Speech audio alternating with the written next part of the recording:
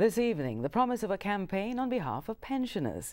Mayor of Portmore, Leon Thomas, made the pledge during the first ever treat for pensioners in the Sunshine City, where he lamented that the National Insurance Pension Scheme is woefully inadequate. TVJ's Krista Campbell reports. On behalf of myself, the Member of Parliament and the councillors, we are going to lobby for you to get more pension. It's a fight Portmore Mayor Leon Thomas says MP Fitz Jackson will take to Parliament in the next budget debate. He says while planning the first ever treat for the municipality's pensioners, he was disheartened to find out what they were collecting after years of service to their country. How much you getting for pension? They tell me one little pittance. We are not even want to repeat. Because you can't pay light bill, phone bill, water rate, and buy medication.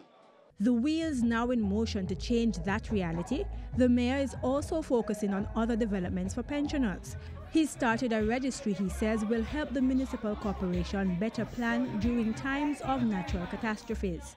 Because of the change of climate that we're having, and we're having heavy rainfall and hurricane more frequent,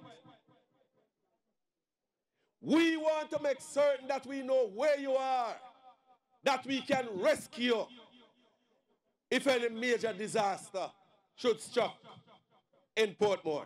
An estimated 6,000 pensioners in Portmore, and oftentimes some are overlooked and forgotten by even family members. The mayor says he's already planning how to include more of them in next year's Christmas treat. Krista Campbell, TVJ News.